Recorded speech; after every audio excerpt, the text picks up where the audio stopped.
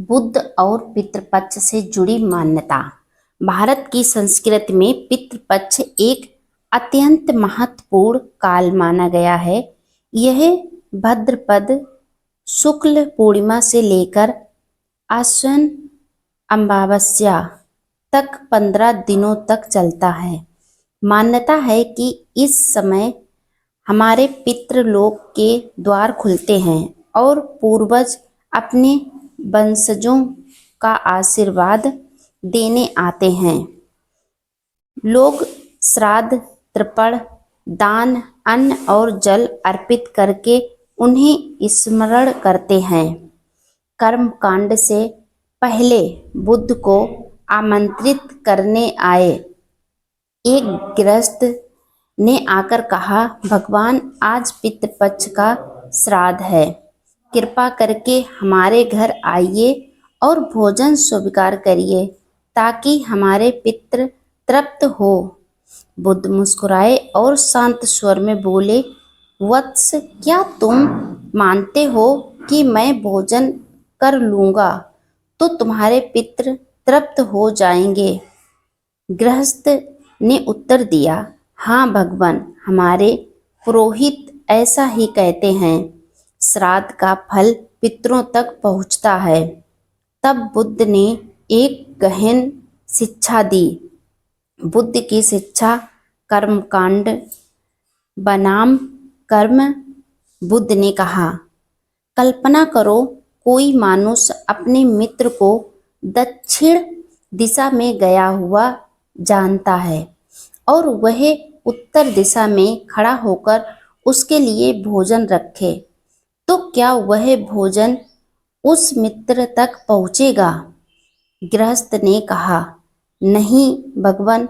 बुद्ध बोले, इसी प्रकार जो लोग कर्मकांड के नाम पर अन्न जल चढ़ाते हैं वह केवल दिखावा है। मृतक शरीर छोड़ चुका होता है, उसका अस्तित्व कर्मों के साथ जुड़ा होता है। वह जहाँ जन्म ले चुका है वहाँ उसे कर्मों का फल मिल रहा है। अब तुम यहाँ भोजन रखोगे तो वहाँ कैसे पहुँचेगा? गृहस्थ कुछ क्षण मौन रहा। बुद्ध ने आगे समझाया, पूर्वजों को तर्पण करना हो तो उनके सद्गुणों को अपनाओ। यदि उन्होंने करुणा दिखाई थी तो करुणा दिखाओ। यदि उन्होंने सत्य का पालन किया था तो सत्य का पालन करो। यदि उन्होंने गरीबों की मदद की थी तो तुम भी गरीबों की मदद करो। यही सच्चा श्राद्ध है। बुद्ध के एक महान शिष्य थे, महामोग्गालन। वे दिव्य दृष्टि से लोगों को देख सकते थे। एक बार उन्होंने देखा कि उनकी माता, जो पूर्व जन्म में लोभी और कंजूस थी, मृत्यु के बाद प्रेत योनि में चली गई। वहां वह अत्यंत दुखी और भूखी प्यासी थी। मोग्गालन ने यह दृश्य देखा और दुखी होकर बुद्ध के पास आए।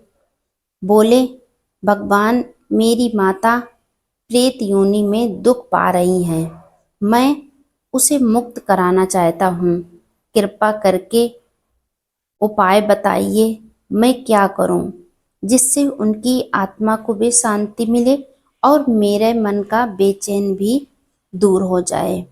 तब बुद्ध ने कहा, वत्स, केवल अन्न जल अर्पण करने से उनकी मुक्ति नहीं होगी, लेकिन यदि तुम संघ को अन्न वस्त्र दान करोगे, धर्म दान करोगे, तो उस पुण्य का भाग तुम्हारी माता को भी मिलेगा। उसके दुख कम होंगे।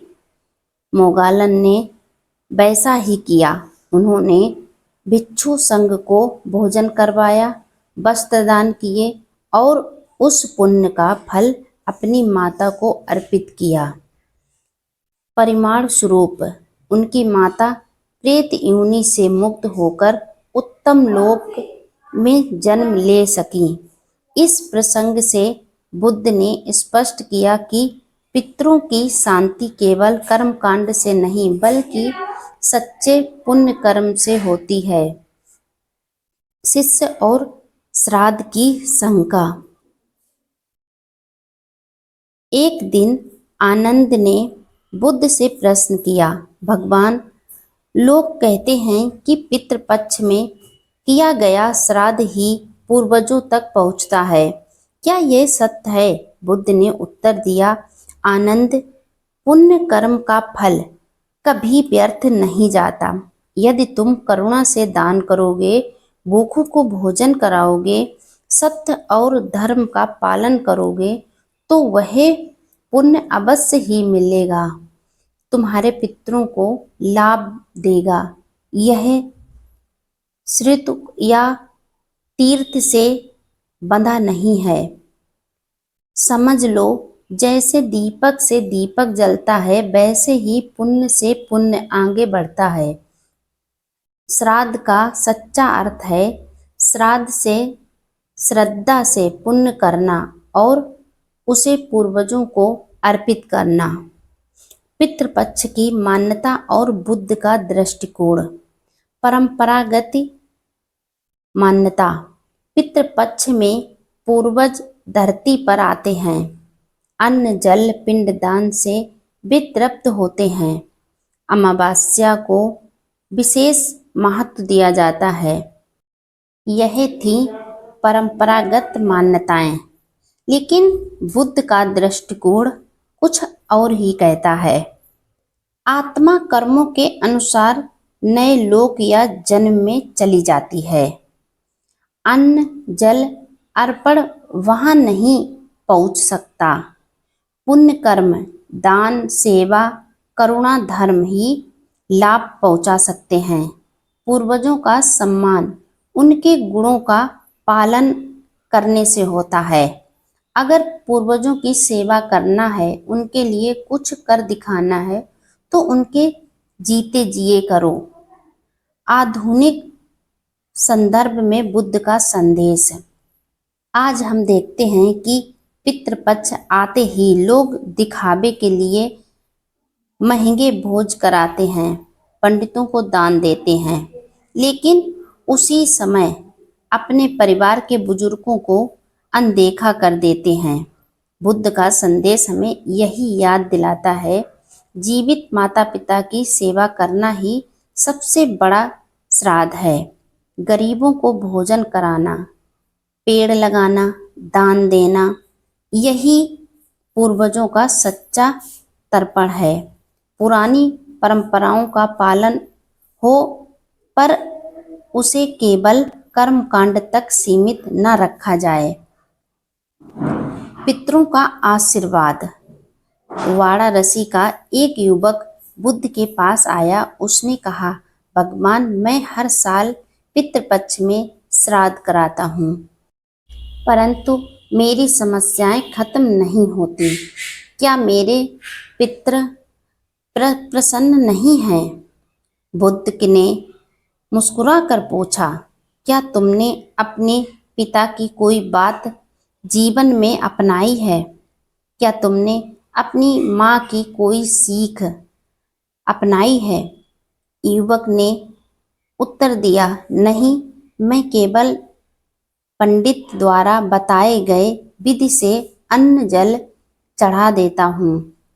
बुद्ध बोले, वत्स, यदि तुम्हारे पिता ईमानदार थे और तुम बेईमानी करते हो, यदि तुम्हारी माता दयालु थी और तुम क्रूर हो, तो केवल श्राद्ध करने से वे कैसे प्रसन्न होंगे? पूर्वजों को प्रसन्न करना है तो उनके आदेशों का पालन करिए, उनके आदर्शों को जीवित करो, वही सच्चा पितृतर्पण है। युवक की आंखें खुल गईं। उसने प्रण किया कि वह आगे से कर्मकांड से अधिक सद्कर्म करेगा। बुद्ध और पितृपक्ष की मान्यता हमें यह सिखाती है कि पितरों का सम्मान कर्मकांड से नहीं, सद्गुणों के पालन से होता है। पुण्य कर्म का फल पितरों तक पहुंच सकता है, इसीलिए जरूरतमंदों की सेवा ही सच्चा श्राद्ध है। जीवित माता पिता और बुजुर्गों की सेवा करना सबसे बड़ा पितृ ऋण है। पितृपक्ष केवल तिथि का बंधन नहीं, बल्कि हर दिन अच्छे कर्म करने का अवसर है। इस प्रकार बुद्ध ने पितृपक्ष की परंपरा को नकारा नहीं, बल्कि उसका आध्यात्मिक और व्यवहारिक अर्थ बताया।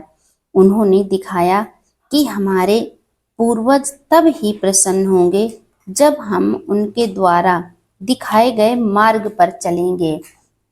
जो हमारे पितृ करते थे, हमें जो अच्छी बातें बताते थे, जो वह गरीबों या बूढ़े बुजुर्गों की सेवा करते थे, उसी आधार पर हमें भी अपने जीवन में उनके बताए गए मार्ग पर चलना होगा। हमें भी बूढ़े बुजुर्गों की सेवा करनी होगी। हमें अपने पिता के द्वारा बताए गए मार्ग पर चलना होगा। अगर हम सेवा दान करेंगे तो उसका फल जरूर मिलेगा। अगर हमें अपने माता पिता के लिए कुछ करना ही है तो उनके जीते जी करिए। लेकिन ऐसा कौन करता है? जब तक माँ बाप जीवित होते हैं तब तक उनका अनसुना करते हैं, उनका अपमान करते हैं, उन्हें भूखा रखते हैं, उनकी कोई परवाह नहीं करते हैं। लेकिन मर जाने के बाद में पितृपक्ष आते ही लोग दिखावे के लिए महंगे भोज कराते हैं। उनसे उनको कोई लाभ नहीं मिलता है, यह सब व्यर्थ होता है। हमें अगर कुछ पाना है, अगर कुछ अपने पितरों के लिए करना है तो उनके द्वारा बताए गए सत्मार्ग पर चलिए और उनके द्वारा बताए गए वचनों का पालन करिए। दुखियों की सेवा करिए। जो लोग दुखी हैं उन्हें दान दीजिए, उन्हें भोजन कराइए। ना कि मंदिरों में बड़े बड़े दान देने से हमें कोई लाभ नहीं मिलता है। गरीबों को भोजन कराना, पेड़ लगाना, दान देना, यही पूर्वजों का सच्चा तर्पण है। पुरानी परंपराओं का पालन हो, पर उसके केवल कर्मकांड तक सीमित न रखा जाए। पुण्य कर्म, दान, सेवा, करुणा, धर्म ही लाभ पहुंचा सकते हैं। पूर्वजों का सम्मान उनके गुणों का पालन करने से होता है। अन्न जल अर्पण वहां नहीं पहुंच सकता है। हम यह तो जान सकते हैं कि हमारे पूर्वज जब मृत होकर चले जाते हैं, उन्हें दूसरा जन्म मिल जाता है। वहाँ वह अपने कर्मों के हिसाब से फल भोगते हैं, ना कि हमारे द्वारा चढ़ाया गया भोजन उनके तक पहुँचता है। जब तक हमारे सामने कोई दुखी है, कोई भूखा है, हम उसकी सेवा करें। क्या पता कोई हमारा ही सगा संबंधी हो या कोई हमारे रिलेशन का हो, उसी का भला हो जाए। तो हमें जो करना है, इंसान के जीते जी करना है। माता पिता की सेवा करना है तो उनके जीते जी करो, उनका सम्मान करना है तो उनके जीते जी करो, ना कि मरने के बाद उनका श्राद्ध कराने से उनका भला होता है। ऐसा मानना मूर्खता है। पितरों की शांति केवल कर्मकांड से नहीं, बल्कि सच्चे पुण्य कर्म से होती है। ये हमेशा याद रखिए कि हमारे पूर्वज तब ही प्रसन्न होंगे जब हम उनके द्वारा दिखाए गए मार्ग पर चलेंगे, उनके द्वारा बताए हुए मार्ग पर चलते हैं। यह वीडियो आपको कैसी लगी लाइक शेयर कमेंट करें, कमेंट में बताएं।